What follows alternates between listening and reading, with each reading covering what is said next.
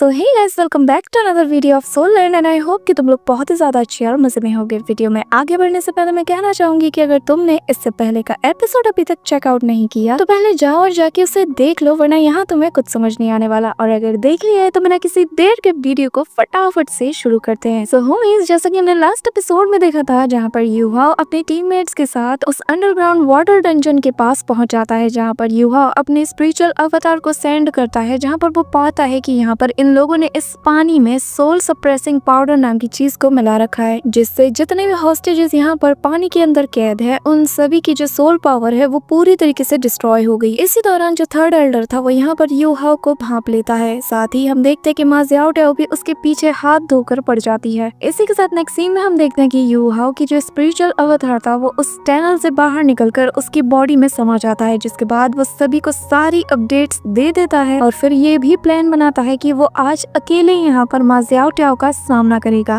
और अब आगे तो हमारे एपिसोड की स्टार्टिंग होती है और हमें दिखाया जाता है जहाँ पर युहाओ मा ज़्याओ टाओ के सामने खड़ा होता है। इसी दौरान हम मिस गुई और ज़ैनशी को भी देखते हैं, जो कि यहाँ पर उन दोनों पर ही नजर रखे हुए थे। साथ ही वो बाहर की तरफ भी नजर रखे हुए थे कि अगर कोई थर्ड एनिमी यहाँ पर इनकी फाइट में इंटरप्ट करने के लिए आता है तो वो लोग उसे वहीं पर नॉकआउट कर देंगे। इसी के साथ हम देखते हैं कि यहाँ पर युहाओ मिस ज़्याओ टाओ को उनकी मेमोरी को याद दिलाने में मदद करता है और उनसे पूछने लगता है कि मिस ज़्याओ टाओ, क्या आपने मुझे पहचाना? मैं युहाओ हूँ। लेकिन हम यहाँ पर देखते हैं कि मिस ज़्याओ टाओ को कुछ भी याद नहीं रहता और वो बिना सोचे समझे युहाओ को बहुत ही गुस्से भरी निगाहों के साथ देखते हुए चिल्ला कर कहती है कि तुम आज यहाँ पर मरने वाले हो। और फिर हम देखते हैं कि वो उस पर अटैक करने के लिए जंप कर देती है, जहाँ पर वो बिना रुके युहाओ पर अपने पंचेस से लगातार दाएं बाएं ऊपर नीचे से अटैक करती है, जिससे युहाओ बहुत ही अच्छे से डॉज कर लेता है और फिर अपने शार्प आइस क्रिस्टल से उस पर अटैक कर देता है। लेकिन मिस ज़्याओ टाओ भी कम नहीं थी। हम देखते हैं कि वो उसके अटैक से बहुत इजीली डॉज कर जाती हैं और फिर वहां पर जो जायंट आइस की जो स्ट्रक्चर यहाँ पर युहाओ ने बनाया था वो उसे इजीली चकनाचूर कर देती है और फिर युहाओ की तरफ बिना रुके अटैक करने के लिए आगे बढ़ती है। इसी दौरान हम देखते हैं कि वो अपनी फिनिक्स पावर को भी एक्टिवेट कर लेती है और हवा में जंप करते साथ ही फिनिक्स मीटियोर शावर नाम के अटैक को कर देती है, जिससे हम देखते हैं कि बड़े बड़े आग के गोले यहाँ पर युहाओ पे किसी मशीन गन की तरफ फायर हो रहे थे, जिनसे युहाओ बहुत ही अच्छे से डॉज करने की कोशिश करता, लेकिन मिस ज़्याओ टाओ उसका पीछा तक नहीं छोड़ती। वो उसे बहुत दूर तक ले जाती है और लगातार बिना रुके उस फिनिक्स मीटियोर शावर नाम के अटैक से उस पर अटैक करती रहती है। इसी दौरान उस अटैक की चपेट में हम ज़ैनशी को भी आता हुआ देखते हैं, जहाँ पर वो कहने लगता है कि अरे बाप रे, यहाँ पर तो बहुत खतरा है। इसी के साथ हम वापस से युहाओ को देखते हैं, जहाँ पर मिस ज़्याओ टाओ ने उसके ऊपर अपने फायर अटैक से एक जोरदार पंच जड़ दिया था, जिसे कि युहाओ अपने उसी आइस एम्प्रेस की पावर से रोकने की कोशिश करता है और वो अपने हाथ को फ्रीज करना शुरू कर देता है। इसी दौरान युहाओ अपने आप से कहने लगता है कि मिस ज़्याओ टाओ पहले से बहुत ज्यादा स्ट्रॉन्ग हो चुकी हैं और मेरे छोटे मोटे अटैक्स तो उन पर बिल्कुल भी काम नहीं करने वाले। नेक्स्ट सीन में हम देखते हैं कि युहाओ के ऊपर मिस ज़्याओ टाओ बिना रुके एक के बाद एक लगातार अटैक करती रहती है। वो उसे मार मार कर बहुत दूर तक गिरा देती है, जिसके बाद मिस ज़्याओ टाओ गुस्से के साथ अपने फ्यूनिक्स फायर टॉर्नेडो नाम के अटैक को यूज कर देती है, जिससे हम देखते हैं कि आसपास चारों तरफ बहुत बड़े बड़े आग से बने हुए जायंट टॉर्नेडोज वहां पर अपीयर हो जाते हैं, जो कि अपने सराउंडिंग में आने वाले हर चीज को जलाकर राख कर देते हैं। यहाँ पर मिस ज़्याओ टाओ ने कसम खा रखी थी कि आज उनके सामने जो भी आएगा वो उसे मौत के घाट उतार देंगी। इसी वजह से वो अपनी पावर को होल्ड नहीं करती और बेबाक होकर यहाँ पर अपनी फायर पावर को अनलीश कर देती है। जिसके साथ ही हम यहाँ पर युहाओ को देखते हैं, जो कि बहुत ही ज्यादा थका हुआ लग रहा था। जिसके बाद मिस ज़्याओ टाओ उसके पास आकर उसके कंधे पे अपना हाथ रखती है, जिसके बाद वो अपनी फायर पावर से यहाँ पर युहाओ की बॉडी को जलाना शुरू कर देती है। लेकिन हम देखते हैं कि युहाओ यहाँ पर अपनी आइस एम्प्रेस की दी हुई उस पावर को अनलीश कर देता है, जिससे सेकंड्स में ही पूरा इलाका फ्रीज हो जाता है। इसका ये अटैक इस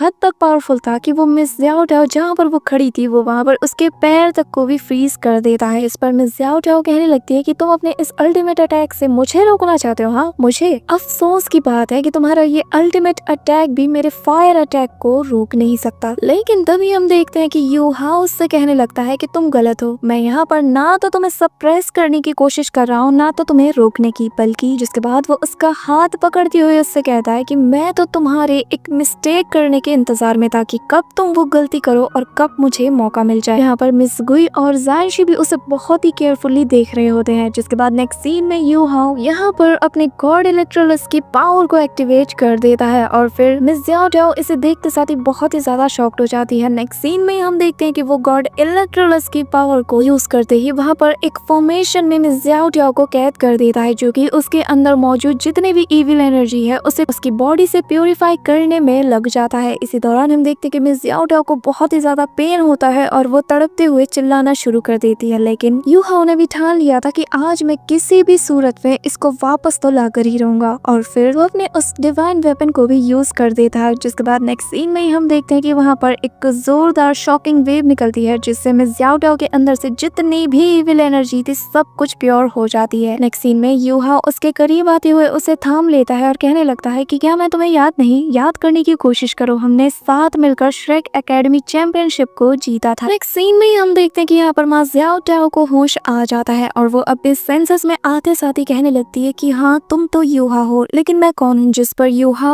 उसे उसकी मेमोरी को रिकवर करने में हेल्प करते हुए बताता है कि तुम्हारा नाम मां ज्याओ टाओ है और जब तुमने सोल कैचिंग कंपटीशन में अपना कंट्रोल खो दिया था, जिसके बाद एक स्नीक अटैक हुआ था और इन लोगों ने तुम्हें वहां से अगवा कर लिया और फिर इन्होंने तुम्हें अपने साथ शामिल कर लिया क्योंकि इन्हें तुम्हारे जैसी एक पावरफुल वॉरियर की जरूरत थी। जरा याद करने की कोशिश करो, क्या तुम्हें मैं याद नहीं, हम एक ही एकेडमी में पढ़ा करते थे। यहाँ पर यू हाउ की सारी बातें सुनकर मां ज्याओ टाओ को सब कुछ याद आ जाता है और फिर वो अपना सर पकड़ते साथ ही कहती है कि होली चर्च, उस होली चर्च ने मुझे इस हद तक पागल कर दिया था कि मैंने कितना कुछ गलत कर दिया जो मैं बता भी नहीं सकती, मुझे पता भी नहीं चला और मैंने ये सब कुछ कर डाला, मैंने न जाने कितने बेगुनाह लोगों को जान से मार दिया। ये कहते साथ ही वो रोना शुरू कर देती है, जो देखते साथ ही यू हाउ उसे रोकता है और फिर बताने लगता है कि ये वक्त इन सब बातों के लिए नहीं है और ना ही तुमने कुछ भी जानबूझकर किया है, लेकिन फिलहाल हमें किसी और बात पर ध्यान देना जरूरी होगा क्योंकि 100 से भी ज्यादा लोग हैं जो कि वेरियस सेक्ट से हैं जिनकी जान खतरे में है और उन्होंने इन लोगों को यहाँ पर हॉस्टेज बनाकर रखा हुआ है और हमें इस काम में तुम्हारी मदद चाहिए क्योंकि सिर्फ तुम ही हो जो कि इनके बीच जाकर कुछ भी कर सकती हो। हमें पूरा यकीन है कि तुम इस काम में हमारी मदद जरूर करोगी। यहाँ पर मां ज्याओ टाओ बहुत ही ज्यादा इमोशनल होते साथ ही कहने लगती है कि मैं जानती हूँ कि मुझे कैसे सब कुछ ठीक करना है। इसी दौरान वहाँ पर किसी के आने की आहट जैसे ही मां ज्याओ टाओ को फील होता है वो यू हाउ से कहती है कि जल्दी से यहाँ से भाग जाओ, जिस पर हम यू हाउ को देखते हैं जो कि वहाँ से गायब हो जाता है। इसी दौरान वहाँ पर कुछ वॉरियर्स भी आ जाते हैं जो कि आते साथ ही मिस ज्याओ टाओ से कहने लगते हैं सीनियर, हमें यहाँ पर बहुत ही हाई सोल फ्लक्चुएशन फील हुई है, क्या यहाँ पर कोई गड़बड़ है? अगर है तो हम यहाँ पर पूरी जगह को स्कैन करने में लग जाते हैं। यहाँ पर जैसे ही वो थर्ड और फोर्थ एल्डर को देखती है तो मिस ज्याओ टाओ कहने लगती है कि मैंने इस पूरी जगह को ट्रेस कर लिया था लेकिन मुझे कोई भी नहीं मिला, लगता है कि यहाँ पर कोई हमसे लुका छुपी खेल रहा है और उसने हमें बस इस डायरेक्शन में डिस्ट्रैक्ट कर दिया ताकि वो लोग दूसरे डायरेक्शन से भाग जाए। और अब जब मैंने इस जगह को अच्छे से छानबीन कर ली है तो मुझे नहीं लगता कि तुम लोगों को यहाँ पर कुछ भी देखना चाहिए, इसलिए मैं चाहती हूँ कि मेरे साथ दूसरे डायरेक्शन में तुम लोग मुझे फॉलो करो। ये कहते साथ ही हम देखते हैं कि वो उन सभी को लेकर वहाँ से चली जाती है। इसी दौरान सीन शिफ्ट होता है और हम यू हाउ, जानशी और मिस गुई को देखते हैं जहाँ पर वो लोग वहाँ से भाग रहे थे। यहाँ पर जानशी मिस ज्याओ टाओ को वापस पाकर बहुत ही ज्यादा खुश होता है और कहने लगता है कि ये तो बहुत अच्छा हुआ, अब हमारे पास एक बहुत ही पावरफुल हेल्पर भी है। जिस पर यू हाउ भी कहने लगता है कि हाँ, मैंने उम्मीद नहीं किया था कि मैं मां ज्याओ टाओ से यहाँ पर ऐसे मिलूंगा, पर जो हुआ बहुत अच्छा हुआ क्योंकि अब हमारी टीम में एक और बहुत ही पावरफुल मेंबर है। इसी के साथ नेक्स्ट सीन में हम देखते हैं जहाँ पर जानशी अपने पावर की मदद से उस वाटर में से उस पॉइजन को दूर करने में लगा हुआ था, जिसके बाद थोड़ी ही कोशिश करने के बाद हम देखते हैं कि वो बहुत ज्यादा थक जाता है लेकिन वो फाइनली वाटर में से उन पॉइजन एलिमेंट्स को अलग करने में कामयाब हो जाता है। इसी दौरान नैनक्यू उसे बहुत ही गौर से देखना शुरू कर देती है, जिस पर जानशी उसे डांटते हुए कहता है कि जरा केयरफुली, अगर तुमने इसे टच कर लिया तो तुम्हारी जितनी भी सोल पावर है वो डिस्ट्रॉय हो जाएगी। यहाँ पर इस सोल डिस्ट्रॉइंग पॉइजन को देखते साथ ही यू हाउ कहने लगता है कि ऐसा ही कुछ the book of 100 secrets of the life religion में भी मौजूद था। जिसके बाद वो जानशी से उस पॉइजन को मांग कर उसे स्कैन करने में लग जाता है, जहाँ पर वो उसे ऑब्जर्व करने के बाद कहने लगता है कि इसके अंदर जो टॉक्सिटी है वो बहुत ही ज्यादा कॉम्प्लेक्स है। फॉर्चुनेटली हमारी उस बुक में एक पॉइजन एसेंस है जिसे कि हमारे एंसेस्टर तांग सान ने छोड़ा था और इस पॉइजन को हमें नलिफाई करने के लिए हमें 24 टाइप के बहुत ही डिफरेंट हर्ब्स की जरूरत पड़ेगी और जो भी हर्ब्स इस वक्त हमारे पास मौजूद है वो इनफ नहीं। जिस पर नैनक्यू कहने लगती है तो अब हम क्या करें। जिस पर मिसगुई बताती है कि चलो हम सिटी में चलते हैं, वहाँ पर एक फार्मेसी है जहाँ पर से कि मुझे उम्मीद है कि हमें बाकी के इंग्रेडिएंट्स भी मिल जाएंगे। जिस पर यूहाओ भी राजी हो जाता है और बताने लगता है कि मैंने अपने डिवाइन सेंसेस से इस पूरी जगह को स्कैन करके ये पता लगाया है कि इस सिटी के अंदर टोटल 11 फार्मेसीज है, जिसका मतलब ये कि हम सभी लोग सेपरेटली वहाँ पर जाएंगे और हर बंदा अपने साथ बस 6 हर्ब्स को ही बाय करके लाएगा ताकि किसी को भी हम पर शक ना हो। जिसके बाद हम देखते हैं कि वो सभी लोग बिल्कुल ऐसा ही करते हैं, लेकिन किसी को भी एंड में कोई हर्ब नहीं मिल पाता। और फिर यहाँ पर बताया जाता है कि असल में सिटी के जो गवर्नर है उसने सारी मेडिसिन पर रोक लगा दी है। यहाँ पर नैनक्यू भी बहुत ही ज्यादा परेशान हो जाती है और कहने लगती है कि अब हमारे इस रेस्क्यू ऑपरेशन का क्या होगा, क्योंकि हम ज्यादा देर तक इसे टाल नहीं सकते। इसको भी बहुत ही ज्यादा परेशान होते ही कहने लगती है कि जितने भी 100 से ज्यादा हॉस्टेजेस हैं उन सभी की सोल ऑलमोस्ट डिस्ट्रॉय हो चुकी है और बिना किसी एंटीडोट के ये रेस्क्यू ऑपरेशन कभी भी सक्सेसफुल नहीं हो सकता। जिस पर ब्रदर ये कहने लगता है कि फिर तो हमारे पास एक ही रास्ता है कि हम इन सब पर अचानक से अटैक करके और फोर्स के जरिए से इन्हें हरा दें और ये अटैक अंडरग्राउंड से होना चाहिए। जिस पर जानशी कहने लगता है कि अगर हम ऐसा करेंगे तो इससे बहुत ज्यादा नॉइस क्रिएट होगी जिससे सभी लोग अट्रैक्ट होकर यहाँ पर आ जाएंगे। यहाँ पर यूहाओ इन सभी की बातें बहुत ही गौर से सुन रहा होता है। इसी दौरान वहाँ पर हम देखते हैं कि माँ ज़्याओ ट्याओ आ जाती है और आते साथ ही कहने लगती है कि लगता है कि तुम लोगों को यहाँ पर किसी चीज में मुश्किल आ रही है। यहाँ पर माँ ज़्याओ ट्याओ को देखकर सभी लोग बहुत ही ज्यादा खुश हो जाते हैं और फिर वो बताने लगती है कि रायशन सिटी के अंदर जितने भी फार्मेसीज हैं और उनके अंदर जितने भी मेडिसिन प्रोवाइड किए जाते हैं वो सभी कुछ होली चर्च के द्वारा कंट्रोल किया जाता है। और देखो मैं तुम्हारे लिए कुछ गिफ्ट लाई हूँ और मुझे यकीन है कि शायद तुम लोगों के लिए ये इनफ होगा। और फिर नेक्स्ट सीन में हम देखते हैं कि मिस ज़्याओ ट्याओ वहाँ से बहुत सी मेडिसिन को चुरा कर इनके लिए ले आई थी, जो देखकर सभी लोग कहने लगते हैं कि माँ ज़्याओ ट्याओ तुमने तो हमारी सारी प्रॉब्लम्स को ही सॉल्व कर दिया। जिस पर मिस ज़्याओ ट्याओ आगे बताने लगती है कि पिछले 2 दिनों में ही सन मून एम्पायर ने फ्रंट गेट से अपनी बहुत सी स्ट्रेंथ को विथड्रॉ कर लिया है और अब बस वहाँ पर बस 2 टाइटल लेवल के डाउलू ही मौजूद है। जिस पर जानशी कहने लगता है कि लगता है हमारा प्लान बहुत ही अच्छे से काम कर रहा है। जिस पर मिस ज़्याओ ट्याओ कहने लगती है कि मेरे पास एक बुरी खबर भी है और वो ये कि इन्होंने अपनी जो सारी फोर्स है वो दूसरी तरफ शिफ्ट कर दिया है और अब इनकी ताकत पहले से कई गुना ज्यादा बढ़ जाएगी। जिसके बाद वो बताने लगती है कि उसने अपने बीस्ट कमांडर को भी यहाँ पर लॉन्च कर दिया है और जिससे सोल इंस्ट्रक्टर कॉर्प्स की कॉम्बैट रेट अब पहले से कई गुना ज्यादा बढ़ने वाली है। इसी के साथ हम देखते हैं कि नैनक्यू जैसे इस बंदे के बारे में सुनती है वो पूरी तरीके से कांपना शुरू कर देती है। जिसके बाद ज़्याओ ट्याओ आगे बताने लगती है कि ये वही लोग हैं जिन्होंने सन मून एम्पायर के लिए जितने भी वेरियस सेक्ट के लोग थे उन सभी को पकड़कर हॉस्टेज बना लिया है। साथ ही इनके पास एक ट्रम्प कार्ड भी है जिसका नाम वांग रोंगलेई है जो कि बहुत ही ज्यादा निर्दयी है। पर इस बंदे का नाम सुनते ही नैनक्यू पहले से ज्यादा घबरा जाती है, जिसे देखकर मिस गुई उसे कंसोल करने के लिए आ जाती है। जिसके बाद मिस ज़्याओ ट्याओ आगे कहने लगते हैं कि जब ये एक्शन शुरू हो जाएगा तुम्हारे पास बस 15 मिनट होंगे कि तुम सारे हॉस्टेजेस को वहाँ से इवैक्यूएट करो। जिसके बाद हम देखते हैं कि यूहाओ नैनक्यू को इतना ज्यादा डरा हुआ देखकर ज़्याओ ट्याओ से पूछने लगता है कि क्या आपने एक नैनशुई नाम की लेडी को देखा है जो कि अर्थ ड्रैगन गेट की लीडर है। जिस पर मिस ज़्याओ ट्याओ थोड़ा सोचने लगती है, जो देखकर नैनक्यू की भी सांसें थोड़ी रुक जाती है और फिर वो बताने लगती है कि मैंने इस नाम का किसी को भी वहाँ पर नहीं देखा, लेकिन जो थर्ड एल्डर है उसने बहुत से हॉस्टेजेस को दूसरी जगह पर भी शिफ्ट किया है तो शायद उसे इस बारे में पता हो, क्योंकि अगर वो लेवल 9 की कोई सोल मास्टर होगी तो मुझे यकीन है कि वो लोग उस पर एक्सपेरिमेंट कर रहे होंगे। जो सुनते साथ ही मिस नैनक्यू बहुत ही ज्यादा डर जाती है। जिस पर यूहाओ बताता है कि इन सभी को एक दिन इनके किए का अंजाम चुकाना ही होगा। जिसके बाद मिस ज़्याओ ट्याओ बताती है कि यूहाओ तुम पहले से बहुत ही ज्यादा स्ट्रॉन्ग हो चुके हो, लेकिन तुम्हें एक बात अच्छे से बता देना चाहती हूँ, भले ही तुम्हारे पास उस वाटर डंजन में मौजूद उस पॉइजन का एंटीडोट ही क्यों ना हो, तुम फिर भी कुछ नहीं कर सकते क्योंकि इनकी तादाद बहुत ज्यादा है। जिस पर यूहाओ भी कहने लगता है कि अगर ऐसी बात है तो हम जितने भी हॉस्टेजेस हैं उन सभी को अपने ट्रूप्स में बदल देंगे, फिर ये लोग भी हमारी फाइट में हमारा साथ देंगे। इसी के साथ हमें थोड़ी देर बाद का सीन दिखाया जाता है जहाँ पर हम देखते हैं कि सभी लोग रेस्ट कर रहे होते हैं, लेकिन यूहाओ यहाँ पर वो एंटीडोट बनाने में बिजी होता है और फिर हम देखते हैं कि थोड़ी ही कोशिश के बाद फाइनली यूहाओ ने उस एंटीडोट को बना लिया था कि तभी यहाँ पर एक जोरदार हवा का झोंका आता है जिससे कि नैनक्यू की नींद खुल जाती है। फिर हम देखते हैं कि ये और कोई नहीं बल्कि ब्रदर जी होता है जो कि फाइनली यहाँ पर आ चुका है। यहाँ पर नैनक्यू ब्रदर जी से कहने लगती है कि फाइनली आप यहाँ पर आ ही गए। जिसके बाद हम देखते हैं कि ब्रदर जी यूहाओ के पास जाते साथ ही उसका शुक्रिया अदा करना शुरू कर देता है और कहने लगता है कि मुझे यकीन नहीं होता कि मैंने जो सजेस्ट किया था उसे तुम इस मुकाम तक ले गए। इस पर यूहाओ भी उसका शुक्रिया अदा करता है और फिर हम देखते हैं कि ब्रदर जी उसे तांग सेक्ट के बारे में आगे बताने लगता है कि हमारी जो पावर है वो अब पहले से कई कई गुना ज्यादा हायर लेवल पर पहुंच चुकी है, पर आगे आने वाली वॉर में ये हमारे लिए बहुत ही ज्यादा फायदेमंद साबित होगा। इसी के साथ सीन शिफ्ट होता है और हमें उसी अंडरग्राउंड वाटर डंजन का सीन दिखाया जाता है, जहाँ पर मा ज़ियाओटाओ बहुत से सोल्जर्स के साथ मौजूद होती हैं। जिसके बाद वो यहाँ पर थर्ड एंड फोर्थ एल्डर के बारे में पूछते हुए कहने लगती है कि आखिर ये दोनों कहाँ पर हैं। जिस पर वो दूसरा गार्ड कहने लगता है कि हमें नहीं पता, शायद वो यही कहीं आसपास होंगे। जिस पर वो कहती है कि चलो तुम सभी लोग मेरे साथ चलो, क्योंकि मुझे उनसे कुछ जरूरी काम है। जिस पर हम देखते हैं कि वो वहाँ के बाकी के सोल्जर्स को लेकर भी चली जाती है। इसी दौरान हम देखते हैं कि वहाँ पर एक बड़े से केज के ऊपर यू हाओ मौजूद होता है। जिसके बाद वहाँ मौजूद सभी हॉस्टेजेस से कहने लगता है कि लेडीज एंड जेंटलमैन, मेरी बात जरा गौर से सुनो, और अगर तुम में से जो कोई भी मेरी आवाज यहाँ पर ठीक से सुन पा रहा है, मैं चाहता हूँ कि जो भी मैं कह रहा हूँ वो बस तुम तक ही रखो। मैं यहाँ पर श्रेक एकेडमी से तुम सभी को बचाने के लिए आया हूँ। जो सुनते साथ ही एक बंदा कहने लगता है कि क्या श्रेक एकेडमी? यहाँ पर उसकी ये हल्की सी बात भी एक पीछे खड़े गार्ड के कान पर पहुंच जाती है, जो जैसे ही उसकी तरफ मुड़ता है तो हम देखते हैं कि वो बंदा वहाँ पर खांसना शुरू कर देता है। जिसके बाद यू हाओ अपना प्लान इन लोगों को बताते हुए कहने लगता है कि चिंता मत करो, मैंने एंटीडोट को बना लिया है, जिससे कि पानी में मौजूद जो सोल डिस्ट्रॉइंग पॉइजन है वो पूरी तरीके से नलिफाई हो जाएगा, और जिसे कि हम बस लॉन्च करने ही वाले हैं, और 3 घंटे के अंदर अंदर तुम सभी की जितनी भी सोल एनर्जीज पानी के अंदर मौजूद होगी वो वापस तुम्हारी बॉडी में चली जाएंगी और तुम्हारी पावर भी पहले से ज्यादा रिकवर हो जाएगी। लेकिन मैं तुम सभी से कहना चाहता हूँ कि इस दौरान तुम सभी लोग अपनी सोल पावर को जितना हो सके उतना सप्रेस कर लो, कि तुम्हारे सराउंडिंग्स में मौजूद जितने भी गार्ड्स हैं उनको कोई भी चीज अनयूजुअल ना लगे और हमारे प्लान का किसी को भी कानो कान खबर ना लग पाए। और फिर 3 घंटे के अंदर ही तुम्हारी सारी सोल पावर जब रिकवर हो जाएगी, हमारा ट्रू एक्शन तब बिगिन होगा। इसी दौरान हमें एक मिस्टीरियस वुमेन को दिखाया जाता है, जहाँ पर वो उसी चैम्बर में आती है जहाँ पर यू हाओ यहाँ पर उस इविल मास्टर का पीछा करते हुए आया था। जिसके बाद हम देखते हैं कि जैसे ही वो लेडी अपना मास्क आधा हटाती है, वो क्रीपी सी स्माइल देना शुरू कर देती है। जिसके बाद हम देखते हैं कि वो उस चैम्बर के टॉप पर आ जाती है और दोबारा से क्रीपी सी स्माइल देते हुए कहने लगती है कि इस काम में बहुत मजा आएगा। इसी के साथ हम वैंक्वायर को देखते हैं, जहाँ पर अचानक से उसके फोरहेड पे बहुत जोर से पेन होना शुरू कर देता है और फिर वो अपने फोरहेड को पकड़कर कहने लगती है कि मुझे बहुत ही ज्यादा डर लग रहा है, क्या वो ठीक होगा, और आखिर क्यों मैं उसे बार बार याद कर रही हूँ, क्यों मैं उसे भूल नहीं पा रही। इसी दौरान वहाँ पर ड्रैगन गॉड की आवाज आती है, जो कि वैंक्वायर से कहने लगता है कि मेरी बच्ची, तुम बहुत ही ज्यादा डिफरेंट हो और ये स्टार फॉरेस्ट तुम्हारा अपना घर है। यहाँ पर हम वैंक्वायर को देखते हैं जो कि बहुत ही ज्यादा अपसेट होती है और कहने लगती है कि मेरे पास डेस्टिनी को कंट्रोल करने की पावर है, लेकिन कितने अफसोस की बात है कि मैं अपनी डेस्टिनी को ही कंट्रोल नहीं कर पा रही। जिस पर वो ड्रैगन गॉड कहने लगता है कि वो एक इंसान है और मौत और जिंदगी उसकी लाइफ का ही एक हिस्सा है, इसमें तुम कुछ नहीं कर सकती। जिस पर वैंक्वायर कहने लगती है कि नहीं, मैं उसकी डेस्टिनी का ही एक हिस्सा हूँ, और फिर वो डिसाइड करती है कि उसे जाना होगा, उसे यू हाओ को बचाने के लिए जाना ही होगा। जिसके बाद वो उस ड्रैगन पर सवार होते हुए कहने लगती है कि मैं अब किस्मत को अपने साथ और खेलने नहीं देकर, मैं जाऊंगी और मैं उसकी हेल्प भी करूंगी ताकि वो अपनी डेस्टिनी को बदल सके और उसके जरिए से मैं भी अपनी डेस्टिनी को बदल पाऊं। जिसके बाद हम देखते हैं कि वो वहां से अपने ड्रैगन पर सवार होकर निकल जाती है। इसी के साथ सीन शिफ्ट होता है और हमें सन मून एम्पायर का सीन दिखाया जाता है, जहाँ पर चारों तरफ अफरा तफरी मची हुई थी। इसी दौरान हम यू हाओ को एक बिल्डिंग के टॉप पर देखते हैं, जहाँ पर खड़ा होकर वो ये सारा नजारा देखते हुए कहता है कि अफसोस की बात है कि हमारे कुछ हॉस्टेजेसों को इन लोगों ने पकड़ लिया, क्योंकि उनकी सोल पावर इन लोगों ने डिटेक्ट कर ली थी। जिसके बाद यू हाओ वापस से अपनी टीम के पास आकर बताने लगता है कि हमारे पास जितने भी हॉस्टेजेस अब तक आए हैं, हमें इन्हीं के साथ यहाँ से वापस जाना होगा, और जिनका पता हम नहीं लगा पाए या जिन्हें इन लोगों ने पकड़ कर रखा है, हमें उन पर हार मान लेनी चाहिए। जिस पर नैन क्यू बहुत ही ज्यादा गुस्सा होते हुए कहने लगती है कि मैं हजारों माइल्स यहाँ तक तुम सबके साथ सफर करके आई हूँ, इसलिए नहीं कि मेरी मॉम को तुम लोग छोड़कर चले जाओ। जिस पर यू हाओ उसे शांत कराते हुए कहने लगता है कि तुम्हें हमारी बात को समझना होगा, क्योंकि अभी हम लोगों के पास इतना ज्यादा मैन फोर्स नहीं है कि हम ऐसे डायरेक्टली होली स्पिरिट चर्च का सामना करें। यहाँ पर नैन क्यू बहुत ही ज्यादा इमोशनल हो जाती है कि आखिरकार इतना सब कुछ करने के बाद भी वो अपनी माँ को नहीं मिल सकती। जिसके बाद यू हाओ उसे आगे कहने लगता है कि हमें जितने भी हॉस्टेजेस मिले हैं उनकी सेफ्टी हमें पहले सोचनी होगी और हमें उनके साथ यहाँ से निकलना होगा, लेकिन नैन क्यू, जो वादा मैंने तुमसे किया है मैं उससे जरूर निभाऊंगा। यहाँ पर ये लोग भले ही चले जाए, लेकिन मैं तुम्हारे साथ यहाँ पर रहूंगा और तुम्हारी माँ को ढूंढूंगा। जिस सुनते साथ ही हम देखते हैं कि नैन क्यू बहुत ही ज्यादा खुश हो जाती है और फिर यू हाओ बताने लगता है कि हमारे पास टाइम बहुत कम है और मैंने एक प्लान को रेडी किया है, जहाँ पर वो उन तीनों से कहने लगता है कि तुम तीनों का मिशन ये होगा कि यहाँ पर जितने भी मिलिट्री वेपन्स हैं और जितने भी सोल्जर्स हैं उन सभी को डिस्ट्रैक्ट करना होगा, और ये काम तुम लोग एक एक करके करोगे ताकि मुझे टाइम मिल जाए और मैं यहाँ से